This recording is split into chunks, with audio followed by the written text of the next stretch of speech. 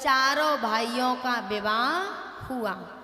विवाह की जो रीत रिवाज होती है उसके बाद एक पूजन होता है, कोहबर पूजन।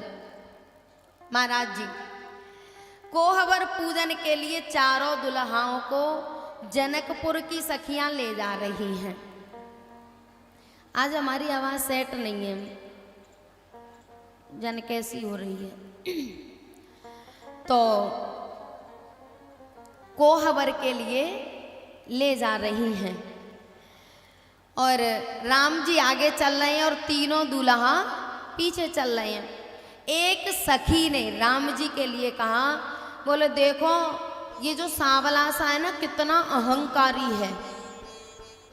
और राम जी को अहंकार छूता भी नहीं है। लखन जी ने देखा कि मेरे प्रभु को और अहंकार, बोले मेरे प्रभु तो इतने सहज इतने सरल हैं, इनको तो अहंकार। हमने केवल खिसकने की कही है, बात करने की नहीं कही। अगर जगह हो तो खिसक जाओ, नहीं तो कोई बात नहीं। हनुमान जी ने बहुत जगह दी है, अभी ऊपर तो खाली है। तो हाँ, पर एक प्रार्थना है, अब जो भक्त आए उनको ऊपर भेज देना, ठीक है।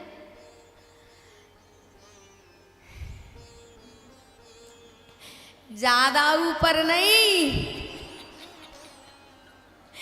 ऊपर छत पे भेज देना। तो क्या कह रहे थे, बुला दिए। हाँ, कोहबर के लिए ले जा रहे थे राम जी को। बोले देखो ये कितना अहंकारी है। लखन जी ने कहा मेरे प्रभु को तो अहंकार छूता भी नहीं है। अरे देखो कितनी ऐठ में चल रहा है। लखन जी को आया गुस्सा। बोले अगर अहंकार करते हैं तो सही करते हैं, झूठा नहीं करते। सखियों ने कहा अच्छा तुमने ऐसा क्या किया है जिसका तुम अहंकार कर रहे हो। लखन जी ने कहा आपको पता नहीं है, मेरे प्रभु के चरणों की रज से गौतम की पत्नी अहिल्या पत्थर की थी, नारी बन गई। एक सखी ने कहा अच्छा राम जी के चरणों की रज में इतनी शक्ति है। बोले हाँ। तो लाला तुम्हारे अयोध्या में कोई पत्थर नहीं था क्या? पत्थर से पैर लगा लेते, नारी बन जाती तो विवाह कर लेते। यहाँ क्यों ठोकरें खाते फिर रहे हो? अब तो लखन जी की बोलती बंद। लखन जी ने कहा आपको पता है महाराज जनक के आंसू नहीं पूछ रहे थे, 9 आंसू रो रहे थे और मेरे प्रभु ने धनुष तोड़ा, उनके आंसू पहुंचे। विश्वामित्र जी ने कहा मेटो तात जनक परितापा, राम जनक के कष्ट को दूर करो। मेरे प्रभु ने जनक जी के आंसू पहुंचे हैं। बोले अच्छा, यदि इस सभा में कोई एक व्यक्ति इस बात को कह दे कि राम ने धनुष तोड़ा है तो हम हार जाएंगे। तो सही बात तो ये है कि राम जी ने धनुष तोड़ा ही नहीं है। ये जो जनकपुर की नारियां हैं कोई सामान्य नारी नहीं है। जन्म जन्मों की ऋषि मुनि तपस्विन, उनको पता है कि राम जी ने धनुष नहीं तोड़ा। और तोड़ने के पक्ष में तो एक भी गवाह नहीं है और ना तोड़ने के पक्ष में अनेकों गवाह खड़े हैं। सबसे पहले तुलसी बाबा ने कहा है। अच्छा आप बताओ आप किस पक्ष में हो? तोड़ने के में? नहीं तोड़ने के में। तुलसी बाबा ने कहा है लेत चढ़ावत खेचत गाड़े,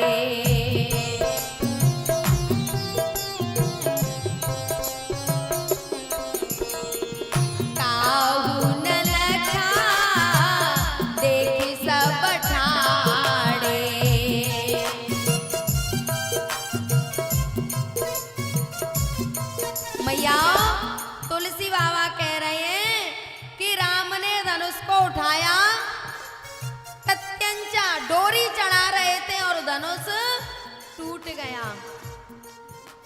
काहू न लखा। जिस धनुष के टूटने की आवाज परशुराम जी के कानों में पहुंच गई, कोई ऐसा वैसा धनुष तो था नहीं कि जो टूट गया और पता नहीं चला। और पता है, बहुत से राजा महाराजा तो अपनी आंखों को ऐसे बिना झपकाए बैठे थे कि हमें धनुष टूटते देखना है। जब पलक झपकने लगी तो हाथों से पलकें पकड़ ली, हमें धनुष टूटते देखना है। लेकिन किसी ने भी उस धनुष को टूटते नहीं देखा। काहू न लखा देख सब ठाणे।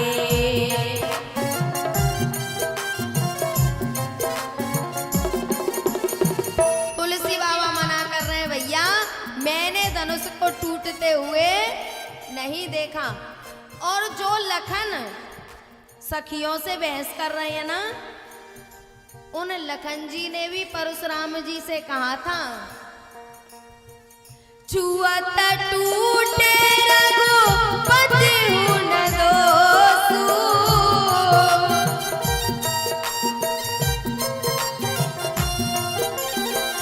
छुअत टूटे रघुपति हूँ न दोषु।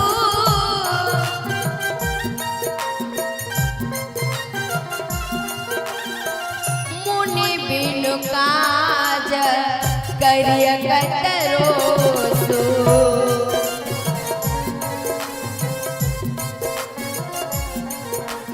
लखन जी कह रहे हैं, मेरे प्रभु तो उस धनुष को छू के देख रहे थे और छूने से ही टूट गया, इसमें राम जी का कोई दोष।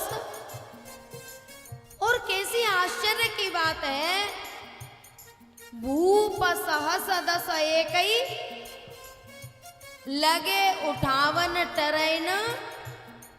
जिसको 10,000 राजा उठा रहे हैं, उठाना तो बहुत बड़ी बात है। जमीन से 1 इंच भी ऊपर, 1 इंच तो ज्यादा हो गया, आधा इंच भी ऊपर नहीं हो रहा। और उस धनुष को राम जी ने छू के देखा और वो टूट गया। और इस बात को स्वयं मेरे राघवेंद्र ने स्वीकार किया है।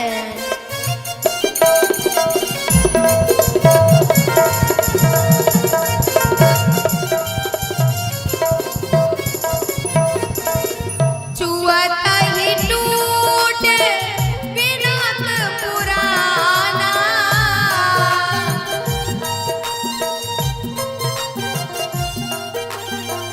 मैं के ही तो करो अभिमाना।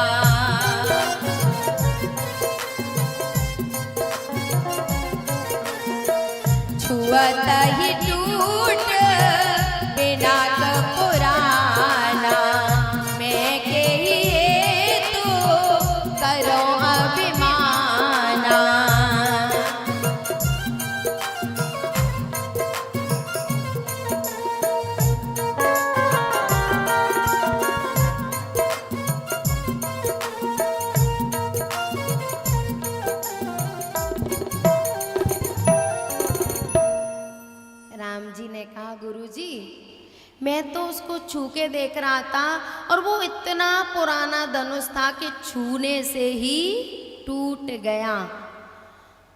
प्यारे, ये जो धनुष है ना, ये शंकर भगवान का धनुष है और त्रिपुरासुर को मारने के लिए शंकर भगवान ने इस धनुष का निर्माण किया था। और एक निवेदन कर दूं, जब से ये पिनाक धनुष शंकर भगवान ने निर्माण किया है, तभी से धनुर्विद्या प्रारंभ हुई है। उससे पहले धनुर्विद्या नहीं थी। पिनाक धनुष जब से निर्माण किया, तभी से धनुर्विद्या प्रारंभ हुई। और जब त्रिपुरासुर का वध हो गया, तो इस धनुष ने शंकर भगवान से प्रार्थना की, भगवान हम तोड़ने का ही काम करेंगे, कभी किसी को जोड़ने का काम नहीं करेंगे।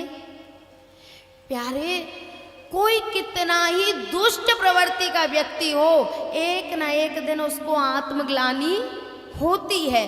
और जब आत्मग्लानि होती है उस समय पर उसको सही मार्गदर्शन मिल जाए तो वो एकलव्य से प्यारे रत्नाकर से, जो रत्नाकर डाकू था ना, वो कौन बना? वाल्मीकि।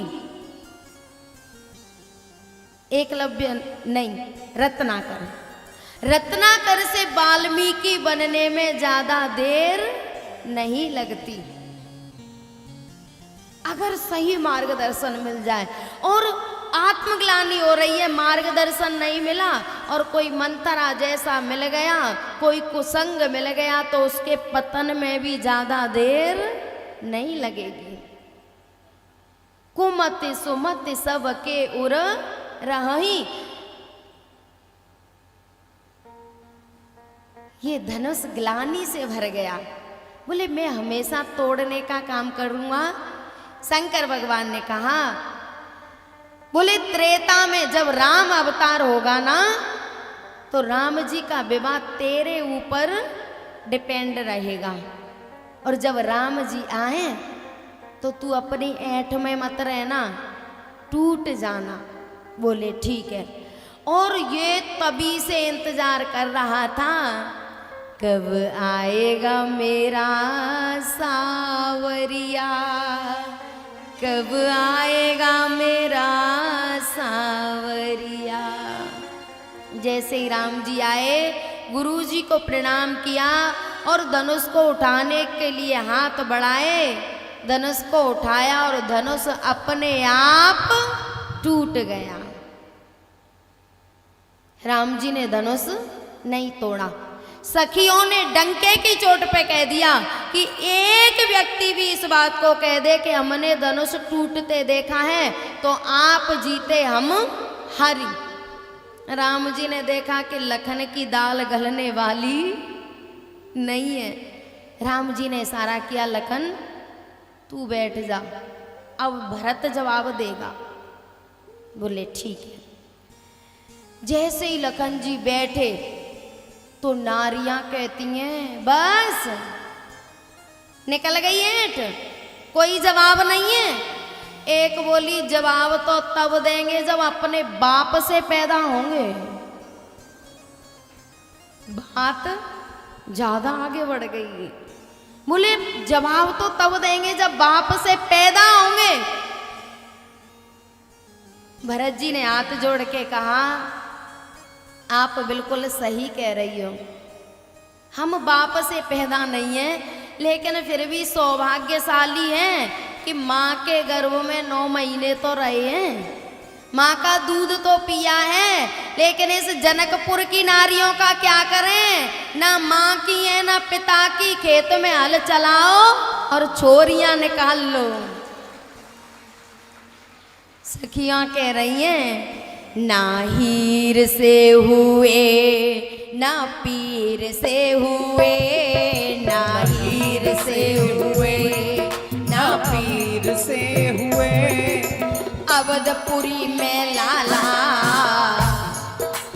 अवधपुरी में लाला, अवधपुरी में लाला देखो खीर से हुए, अवधपुरी में लाला देखो खीर से हुए, ना पीर से हुए ना हीर से हुए, अवधपुरी में लाला देखो खीर से हुए।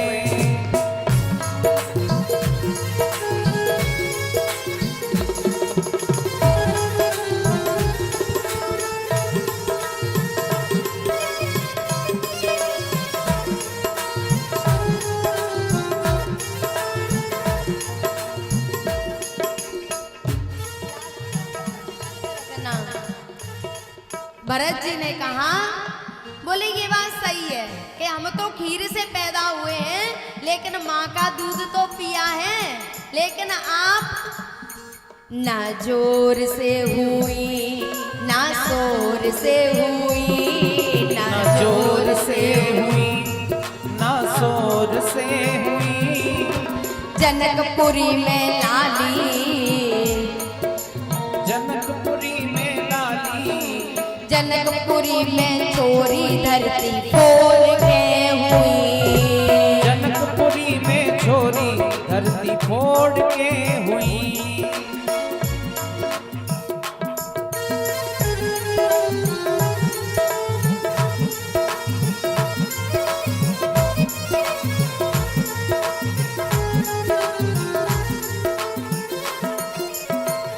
आज सखियां कहने लगी, एक राम तुम्हारी बुआ जी ने ऐसे बादल फाड़े, राम तुम्हारी बुआ जी ने ऐसे बादल फाड़े, कुआरेपन में फूल सूंघ के नास के तू जन डारे, लागो है पर कोई पढ़ना हम गारी गावत है, सुनो जी तुम राम वरना हम गारी गावत है।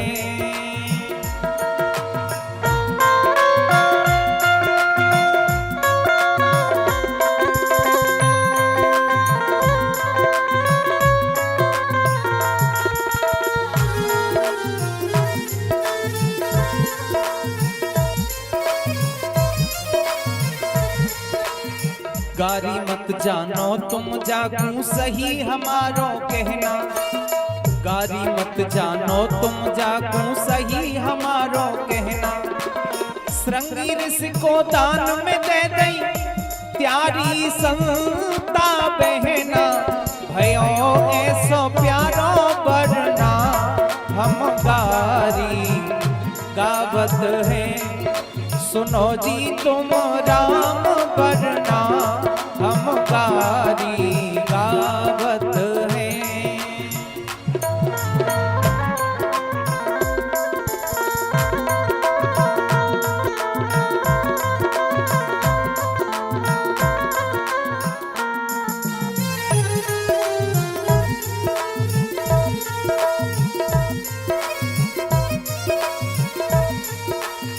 एक अचंभो हमने देखो नई अवध में चला, एक अचंभो हमने देखो नई अवध में चला, खीर खाए कि तुम्हारी माने, खीर खाए कि तुम्हारी माने, जन्मे है चार चार लल्ला, तुम्हारी अब कोई सलना हम गारी गावत है, सुनो जी तुम राम वरना हम गारी गावत है, सुनो जी तुम राम वरना हम गारी गावत है।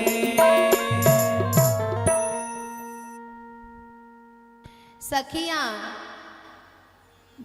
लखन जी को परास्त कर देती हैं और भरत जी को भी परास्त करने का प्रयास कर रही हैं, पर 100 सुनार की एक लोहार की। बोले ठीक है, हम बाप से पैदा नहीं है पर माँ का सुख तो मिला है, माँ के पेट में 9 महीना रहे, दूध पिया। और जनकपुर की नारियों का क्या करें, यहाँ तो हल चलाओ और छोरियाँ खोद लो। लखन ने कहा अच्छा ऐसी बात है क्या? बोले हाँ तो ठीक है, फिर हल चला लेते हैं, हमारी बारात में बहुत कुंवारे छोरा आए हैं, हल चला लेते हैं, छोरियां खोद लेते हैं, जो भी कुंवारे कुंवारे छोरा आए सबका विवाह कर देना। राम जी ने अपनी सास से कही थी ये बात, बालक बिन बियाए आए जो बारात में। कौशल्या मैया ने कहा राम कुछ मांग लो। राम जी ने कहा माँ किसी चीज की कमी नहीं है, लेकिन अनेक जातियों से अनेक कुंवारे लड़के आए हैं और आप सबका विवाह कर दो। और 2 जगह पर एक साथ विवाह हुआ है महाराज जी। एक तो जनकपुर में जब राम जी की बारात आई है ना, तो हमें लगता है कि चारों भैयाओं का विवाह हुआ है, नहीं, तुलसी बाबा ने एक जगह कहा है, जनक भवन की शोभा जैसी ग्रह ग्रह प्रतिपुर देखिए। जनकपुर में जब राम जी की बारात आई ना, तो सारे जनकपुर वासियों ने अपने घर को ऐसा सजाया था जैसे इन्हीं की बेटी की बारात आ रही है। ठीक है। जब राम जी ने कहा कि मेरी बारात में जो कुंवारे छोरा आए हैं ना, जो जिस जाति का है उसमें से विवाह करवा दो। घर तो पहले से ही तैयार थे ही, छोरा तैयार थे, और सबने अपनी बेटी के अनुरूप वर चुन चुन के जितने भी अयोध्या से कुंवारे छोरा आए थे सबका